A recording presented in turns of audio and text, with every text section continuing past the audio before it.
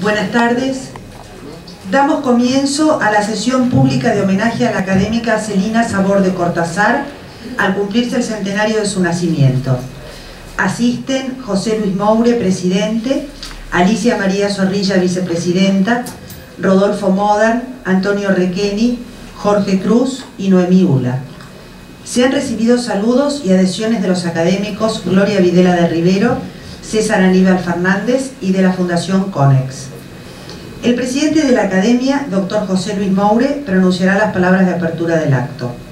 A continuación, la académica Olga Fernández Latour de Botas evocará la figura de Celina Sabor de Cortázar. Como cierre del acto, se proyectará un audiovisual sobre la homenajeada, preparado por las licenciadas Clara Cortázar y María Adela Di Bucchianico. Muchas gracias por la presencia de todos ustedes.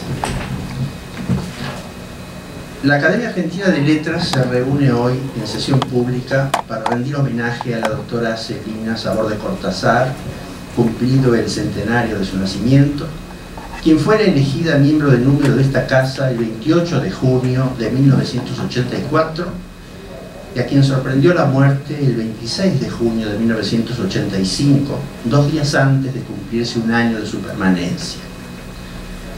Será nuestra colega, la académica Olga Fernández Latour, quien se referirá al perfil y a la obra de la homenajeada.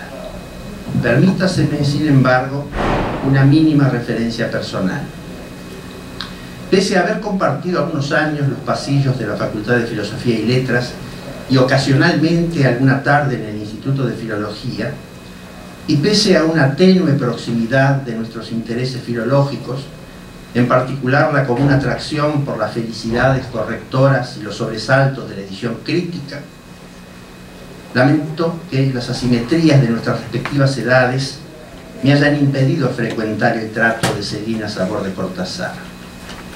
Es decir, que yo no conocía a Celina, como la llamaban sus colegas y colaboradores, sino a la profesora Cortázar, como la identificábamos quienes asistíamos a sus clases de literatura española 2 en 1970, que ella dictaba como asociada de Frida Weber de Kurlat. A diferencia de su titular, la modalidad didáctica de la profesora Cortázar eludía el dictado magistral y la majestática contención del escritorio. Su personalidad inquieta, su voz entusiasta cuando el texto lo reclamaba, su trato llano y siempre dispuesto a una conversación que por lo general quedaba pendiente, son algunos de los rasgos que hoy rescato después de 40 años.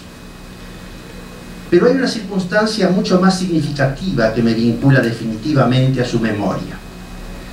Una mañana de aquel año, mientras la profesora Cortázar explicaba una égloga de Garcilaso, y sin que hoy yo pueda establecer qué relación le dio origen, citó 2 versos de Quevedo, correspondientes al que calificó como uno de los más perfectos sonetos de nuestra lengua.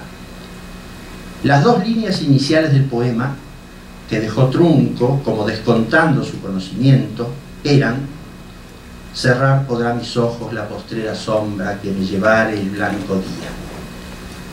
Sé que fue en ese instante y gracias a esos 2 versos que yo entendí la naturaleza de la poesía. Todo lo anterior había sido una aproximación más o menos grata a una dimensión de la literatura que mi debilidad racionalista solía poner a distancia.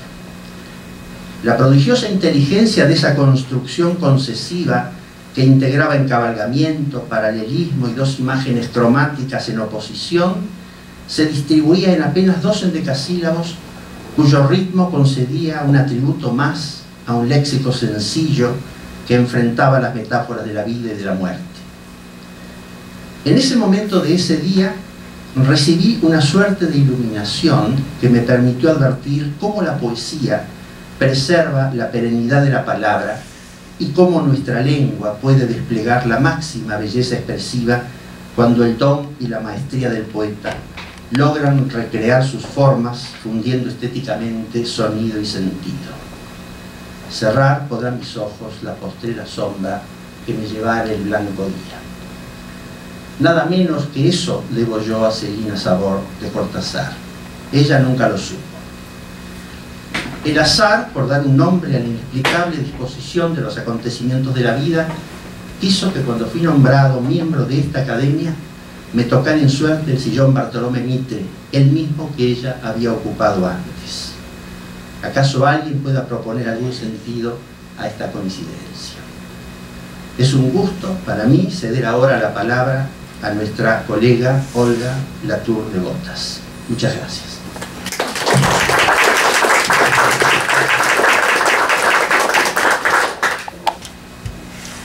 Señor presidente de la Academia Argentina de Letras, don José Luis Moure,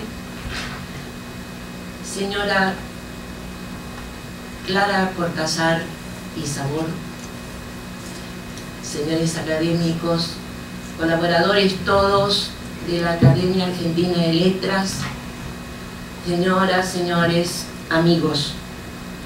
La Academia Argentina de Letras me ha otorgado el honor de pronunciar este discurso destinado a evocar a una figura singularmente respetada, admirada y querida, la de la académica Celina Sabor de Cortázar, en el centenario de su nacimiento.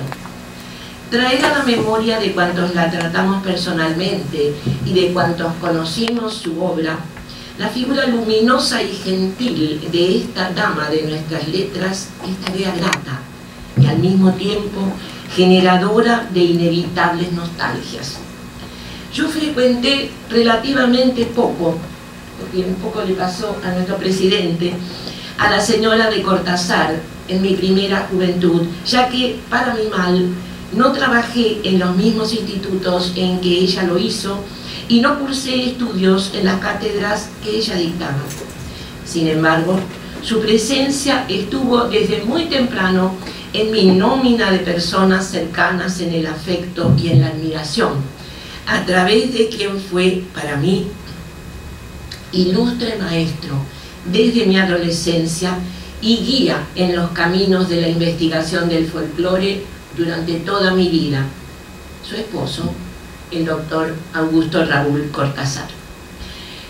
Mi amistad por tales padres perdura felizmente en sus hijas, Isabel, la que volvió a las tierras de origen de su padre, estudiosa del folclore y autora de obras de interés pedagógico, y especialmente Clara Inés, persona cordialmente real, pero sin embargo rodeada de una aura mística y musical por quien siento verdadera admiración y profundo afecto. Ha sido la primera premiada por Fer Lavaux en la especialidad Musicología 1992 por voto unánime de nuestro Consejo Asesor.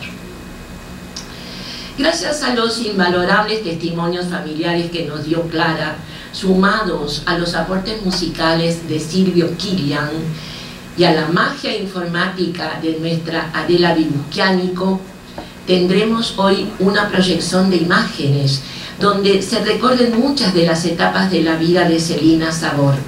Yo daré ahora algunos datos fundamentales y he de detenerme algo más en los campos temáticos que abarcó su rigurosa obra de investigadora y de crítica. Celina Lola Sabor nació en Buenos Aires el 16 de agosto de 1913. Fueron sus padres don Francisco Sabor y doña Carmen Riera, ambos españoles, llegados, uno de Galicia, un maravilloso pueblito al borde de la ría apacible, Villanueva de Arosa, y otra de Santander, de Castro Urdiales, junto al bravío mar Cantábrico. Se encontraron y se casaron en Buenos Aires. Fue Celina la tercera de las 6 hijas de este matrimonio. La primera de ellas, Carmen, falleció siendo muy pequeña, en 1911, y en ese mismo año nació la segunda, María Ángeles, a la que siguieron Celina, Josefa Emilia, nuestra inolvidable Pepita, fallecida el año pasado, Zulema y Delia. Salvo Celina, las 4 restantes superaron en saludable longevidad la barrera del nuevo milenio. La infancia de Celina transcurrió en varios barrios de la ciudad de Buenos Aires, ya que, según recuerda la tradición familiar, don Francisco tenía gusto en mudarse todos los años. Los primeros recuerdos de Celina estaban asociados a Montserrat y a San Telmo, especialmente a un departamento en que habitaron, cito, en la calle Piedras al Mil, al cual nuestra académica recordaba muy bien. Cuando las hijas fueron algo mayores, la familia se trasladó a Flores y se instaló en una casa de la calle llamada entonces Francisco Bilbao, que hoy lleva el nombre del médico, catedrático y poeta de los 60 balcones, Baldomero Fernández Moreno. Las hijas no recuerdan dónde realizó Celina sus estudios primarios, pero en cambio recibieron memorias de los secundarios, cursados en la Escuela Normal de Maestras número 1. En general, las hermanas Sabor fueron siempre alumnas brillantes y mantuvieron relaciones amistosas con sus docentes durante muchos años. Está acá la profesora Carmen Ruiz de Orfila, que nos está hablando de esa presencia de Clara en la primera fila de sus cursos.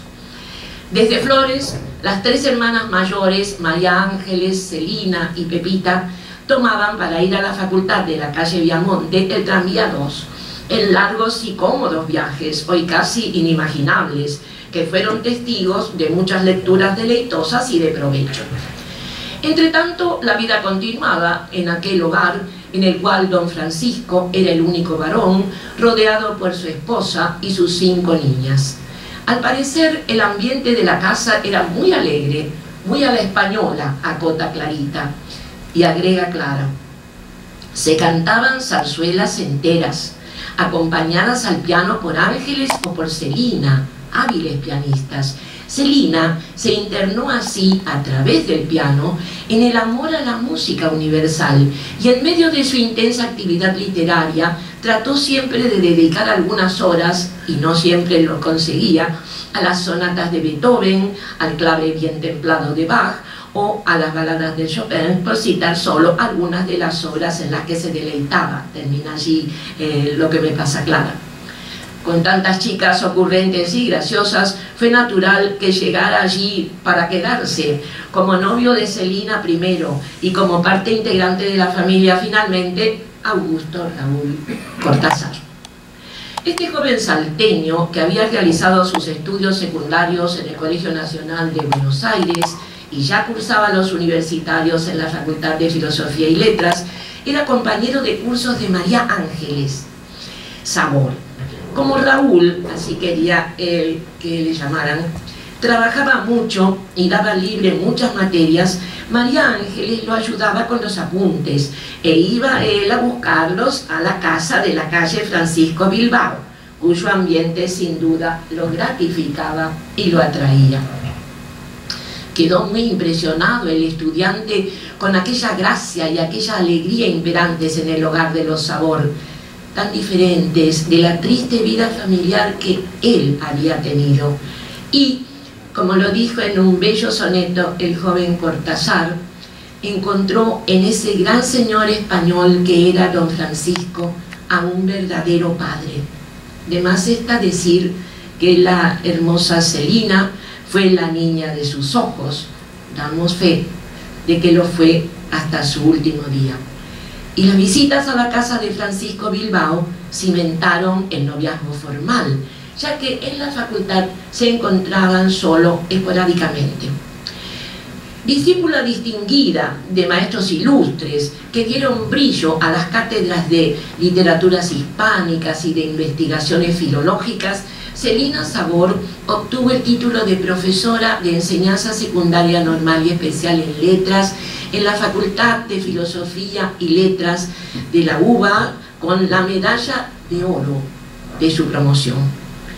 A Augusto Raúl, graduado con ese mismo título en 1934, le faltaban aún algunas materias para obtener además el título de abogado, profesión que no ejerció nunca, pero que enorgullecía a su mamá, doña Irene Lozano Valdés. Había comenzado a publicar desde 1930 algunos trabajos donde se mostraban precozmente su originalidad y su notable inteligencia, y todavía iba a obtener el título de bibliotecario en 1940 y el de doctor en Filosofía y Letras en 1954. Pero ese sería otro tema si no fuera que la presencia de Celina fue determinante, por benéfica y generosa, en la brillante carrera de Augusto Raúl Cortázar. Se casaron el 2 de enero de 1937 en la iglesia de San Miguel Arcángel y hubo una memorable fiesta de bodas realizada en el Hotel España de Avenida de Mayo 930, dato puntual, que tenía un fantástico restaurante frecuentado por presidentes de la nación, ministros y otras personalidades, uno de cuyos dueños era el papá de Celina. Toda la facultad estuvo presente, alumnos y profesores, me dice Clarita Cortázar en confidencia que traiciono. Y sé que algunos se acordaban de la fiesta 50 años después. Se ve que mi abuelo tiró el hotel entero por la ventana para la primera de sus 5 hijas que se casaban. Los nuevos esposos se establecieron primero en Caballito, en la calle Yerbal, en casa de la señora Irene. Allí estuvieron al menos hasta el nacimiento de Laura Isabel en 1939.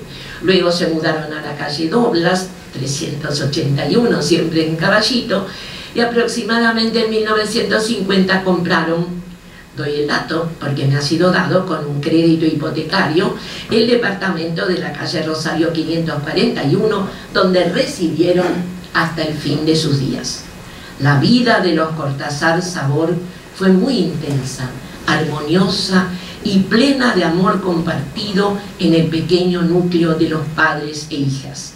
Celina, que ya había publicado en 1940 un importante artículo sobre las esposas vengadas y la Elicene, en la obra Noticias para la Historia del Teatro Nacional, editada por el Instituto de Literatura Argentina, abandonó durante varios años la tarea profesional mientras sus hijas eran chicas, porque quería dedicar su tiempo a la familia, pero evidentemente no descuidó su formación, ya que, lo señaló el doctor Castañino, cito, paralelamente intensificó estudios de lenguas clásicas, de analítica y teoría literaria, de metodologías críticas.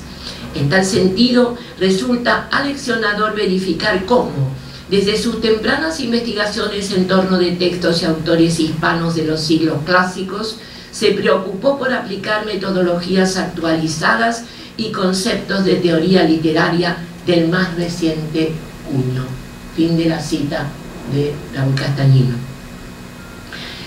Guardo como un tesoro las confidencias que, en una entrevista casera en cuanto a los medios de que yo dispuse, pero trascendente por los datos que Celina me proporcionó sobre su vida con el doctor Cortázar, se fueron derramando sobre la pulcra mesa de su elegante comedor remembranzas que llenaban de sonrisas su rostro y de ternura su corazón de esposa y madre.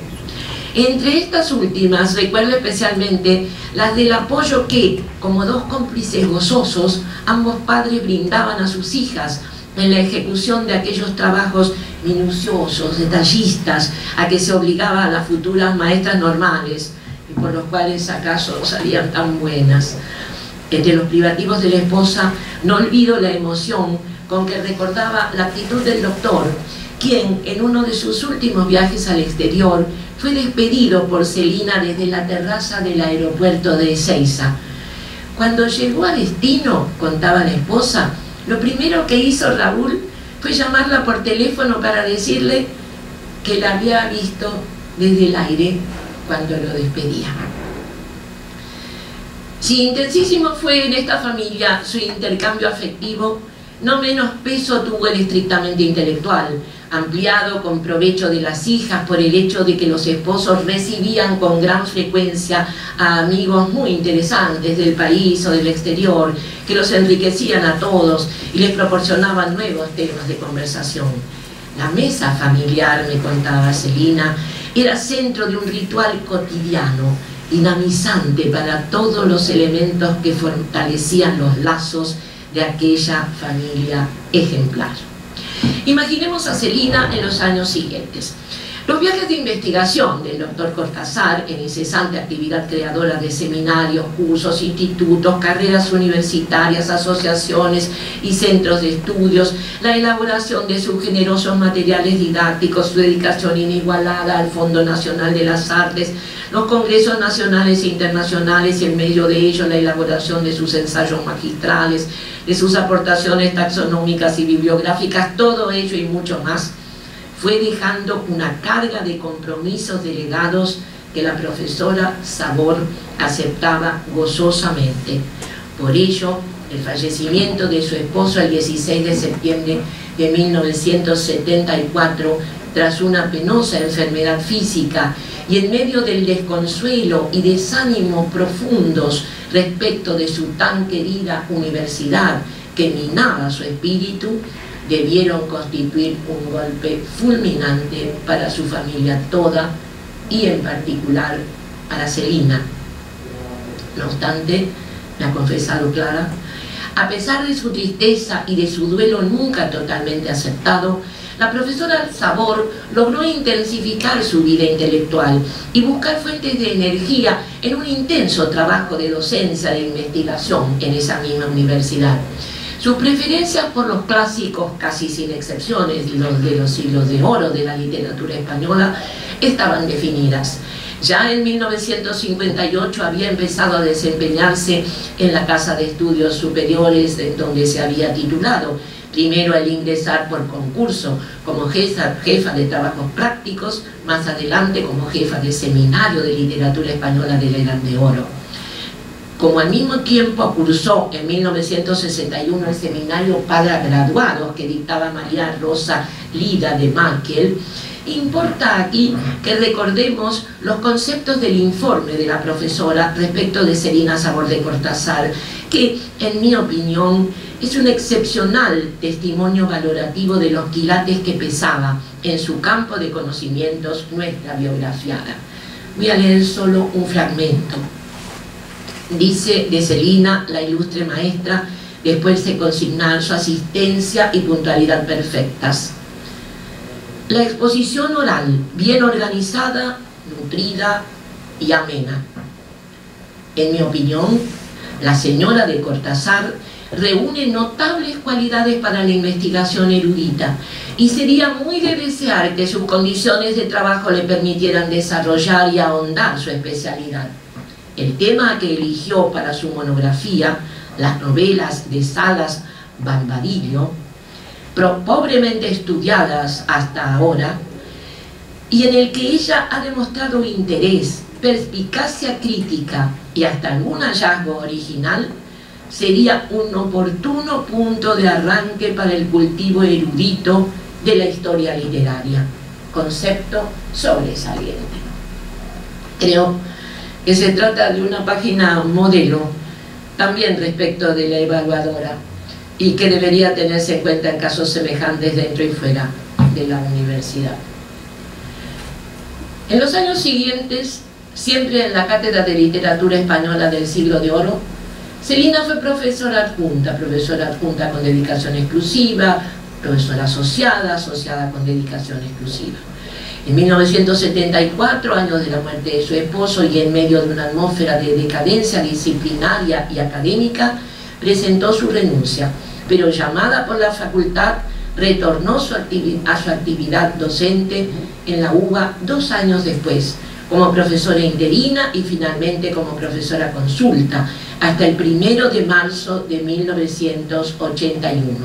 Por lo demás, casi ininterrumpidamente, entre 1962 y 1983, nuestra biografiada dictó cursos para graduados en la Facultad de Filosofía y Letras de la Universidad de Buenos Aires. Entre 1974 y 1975, la profesora Celina Sabor de Cortázar se desempeñó como docente asimismo en otras universidades: la Pontificia Universidad Católica Argentina, la Universidad Nacional de Córdoba y la Universidad Nacional de Salta, y dictó también en la Universidad Nacional de Mar del Plata, en el Instituto Nacional del Profesorado, en su Escuela Normal de Profesores número 1, en la Universidad Nacional de La Plata y en la Universidad Nacional del Sur, cursos especiales sobre los bellos temas de su especialidad. Quisiera leer algunos de esos títulos. El pícaro y el cortesano, dos tipos del siglo de oro y su representación en la literatura. Caracteres de la comedia de Lope de Vega. El problema de las fuentes literarias en la lírica renacentista española. Bibliografía razonada sobre las novelas ejemplares de Cervantes. Quevedo y la visión grotesca del mundo y de los hombres. Santa Teresa de Jesús y su expresión de la experiencia mística, entre otros. Celina trabajó muchísimo en el Instituto de Filología Dr. Amado Alonso, no solo para sus investigaciones, sino sobre todo para las publicaciones y las actividades del instituto, que ella perfeccionó en muchos sentidos con una enorme generosidad. Formó muchos discípulos que no la olvidan y se volcó a la realización de obras críticas de gran envergadura, especialmente en lo que respecta a estudios cervantinos y a ediciones del mayor rigor sobre aquellos textos, entre las que se destaca la del ingenioso hidalgo Don Quijote de la Mancha, realizada en colaboración con Isaías Lerner, que fue publicada en 2 tomos por Breva, con prólogo de Marcos Morínigo. Tiene 2 ediciones, una de 1969, segunda de 1983. Esta obra mereció en su momento, y sigue mereciendo, los mayores elogios de la crítica erudita. Alicia Parodi, Juan Diego Vila, entre otros muchos, han escrito páginas memorables al respecto. Entre 1961 y 1984, Celina había publicado 36 trabajos de investigación, cuyos valores le fueron internacionalmente reconocidos. Entre ellos cito algunos títulos: A 4 siglos de la publicación del Cortesano de Luis Milán, El Galateo español y su rastro en el Arancel de Novedades, Notas para el estudio de la estructura del Guzmán de Alfarache, Lope o la multiplicidad de estilos, lo cómico y lo grotesco en el poema de Orlando de Quevedo, la poesía de Garcilaso de la Vega, la farsa de la fortuna o hado de Sánchez de Badajoz y su sentido trascendente, poética y poesía de Fray Luis de León, la rima cielo vuelo, literatura culta y folclore literario en la España áurea, se había contagiado allí de la influencia de su esposo, Santa Teresa mística y escritora, el tema de las potencias del alma en Calderón y sus predecesores, entre otros. Diversas colaboraciones suyas fueron publicadas en revistas especializadas como la Hispanic Review, Filología, Cuadernos del Sur, Letras de Buenos Aires Sur y el Boletín de la Academia Argentina de Letras. En el mismo lapso aparecieron también varias ediciones críticas de su autoría, de obras de autores clásicos españoles, como las de El alcalde de Zalamea, de Pedro Calderón de la Barca, La vida del Lazarillo de Tormes, El casamiento engañoso y coloquio de los perros, de Miguel de Cervantes Saavedra, La gatomaquia de Lope de Vega, entre otros. Y encontramos además algunos trabajos evocativos de maestros de su generación y de colegas, como los artículos sobre Ricardo Rojas o sobre María Rosa y Raimundo Lina. No obstante, la Universidad de Buenos Aires y particularmente su querida Facultad de Filosofía y Letras volvieron a causarle pesares al aplicarle sin atenuantes la norma de jubilación obligatoria que en otros casos había sabido tener notorias excepciones. No hago sino transcribir aquí las tristemente convencidas palabras recibidas de Clara cuando me dijo que, de hecho, fue el acontecimiento que desencadenó su problema cardíaco. Como contrapartida, en ese momento crucial de su vida, le llegó a manera de bálsamo la distinción de la Academia Argentina de Letras, que, cito de actas, como reconocimiento a sus excelencias en los campos de la investigación literaria y de la docencia superior, fin de la cita, la designó por votación unánime del 28 de junio de 1984, miembro de número para ocupar el sillón tutelado por el nombre y la memoria de Bartolomé Mitre. Celina agradeció íntimamente a la Academia Argentina de Letras su designación y por eso decidió donar a nuestra corporación su biblioteca especializada, cuando ya sabía que la tenían que operar del corazón, con una cirugía muy riesgosa a la que, en definitiva, no llegó. Falleció en Buenos Aires el 26 de junio de 1985. Muchas muestras de encomio hemos hallado en cuantas personas dejaron testimonios críticos y personales sobre la labor de la profesora Celina Sabor de Cortázar. Así, la profesora Melchora Romanos, que hoy nos acompaña, quien elaboró su bibliografía que encabeza la serie de notables artículos incluidos en el número que la revista Filología del Instituto de Filología y Literaturas Hispánicas, doctor Amado Alonso, publicó como homenaje a nuestra biografiada en 1987, la recordó en el año de su fallecimiento como figura ejemplar. Por su labor docente, su obra de investigadora, su capacidad de formación de discípulos y su apertura humana, la elogió en el mismo tomo antecitado la directora del Instituto, doctor Amado Alonso, doctora Ana María Barrenechea. Por fin, cuando se presentó en la Academia Argentina de Letras, el 24 de marzo de 1988, la obra Para una relectura de los clásicos españoles, cuyos contenidos había dejado preparados la profesora Sabor, quiso el entonces presidente Raúl Castañino brindar a la académica que había partido lo que llamó un tributo diferente, que eludiría lo elegíaco y que la invocaría en su condición de trabajadora infatigable. Aunque breves en lo temporal, declaró Castañino, sus participaciones en actividades académicas fueron intensas y fructíferas. Lamentablemente, al año de ser elegida, el 26 de junio de 1985, se produciría su deceso, pero en el transcurso de su activa presencia en la corporación, intervino en la presentación de la nueva edición del Diccionario de la Lengua, con una ilustrativa historia del Diccionario de la Lengua Española. Introdujo a la académica española visitante, doña Carmen Conde, en una puntual disertación que puso en evidencia sus conocimientos de los modernos autores peninsulares y abrió las lecturas de comunicaciones académicas de 1985 con la exposición de algunos fragmentos de su trabajo, inquietante digo yo como título, El Quijote, parodia antihumanista. En actas constan los discursos entonces pronunciados. La Academia Argentina de Letras se honró al contarla entre sus miembros. Guardemos fielmente en nuestro corazón el recuerdo del saber y la bondad del suyo, escribió Federico Pelser. Quiero destacar la erudición y la sabiduría, la sensibilidad y la lucidez con que Celina leyó y releyó a los clásicos y la generosidad y elegancia con que nos transmitió su experiencia, dijo Ofelia Coballi.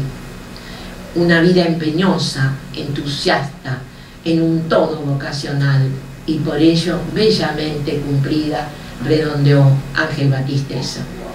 Sus discípulos directos e indirectos han sido innumerables. En este año en que recordamos su centenario, tengo presentes, entre muchos otros, a la doctora Marina Palleiro, quien atesora y ha de publicar próximamente las guías de clases distribuidas por Celina en sus inigualables cursos sobre el Quijote. También a las distinguidas profesoras Graciela Reyes y Leda Esquiavo, que radicadas durante mucho tiempo en la Universidad de Chicago, mantuvieron vivo el recuerdo de aquellas clases magistrales, y esta última, Leda, recordó entrañablemente su reencuentro con la admirada maestra en España durante el único viaje de Celina en 1975. Dice Leda: Muchos años después estaba yo en Madrid y tuve la alegría de hacer con Celina la ruta de Don Quijote, una inolvidable peregrinación por la Mancha con sus molinos de viento, una búsqueda infructuosa de la cueva de Montesinos, que está mal señalizada, un correr por caminos en los que la ficción y realidad carecen de límites y se superponen. Nos alegra pensar que Celina pudo vivir esa experiencia, como también la de recibir en 1984 tan merecidamente el premio Konex a las letras en la categoría ensayo literario. Y quiero acotar aquí que hay un mensaje especial de Luis Obsejevich, el presidente de Konex, dirigido al señor presidente de la Academia para unirse a este homenaje. Por fin, una escritora que fue también su alumna, Elsa Di Santo, le dedicó un poema con envío a sus hijas Isabel y Clara, del que expido tan solo algunos versos. Celina, su nombre es la palabra de oro, del siglo de oro. Recuerdo su erudita docencia que ejercía con entrega y regocijo. Mi voz no puede fraguarse y es solo un humilde ramo de certeza y leal gratitud. Me quedo con esta evocación íntima, pero plena de reconocimiento y de verdad. Muchas gracias.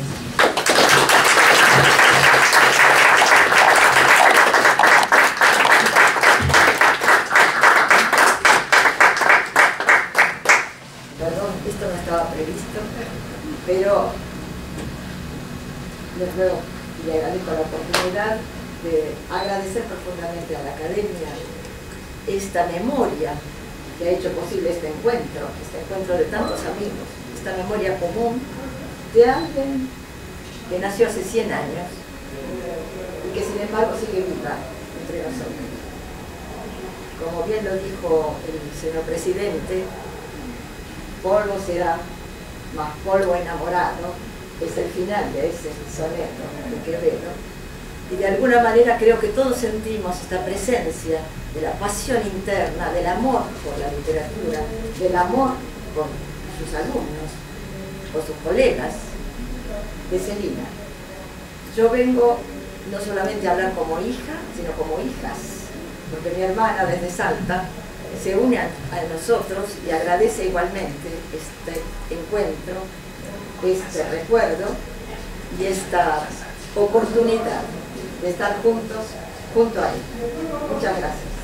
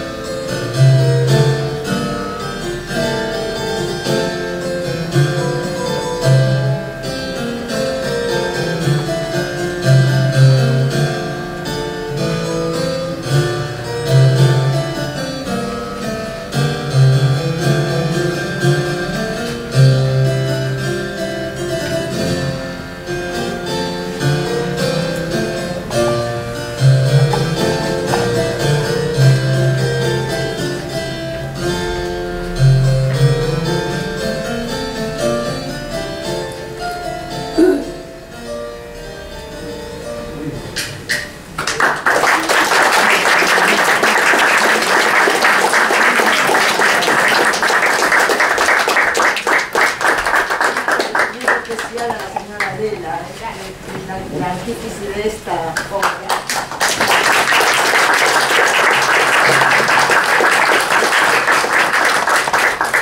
Con esta proyección damos por finalizado el acto. Les agradecemos su presencia esta tarde.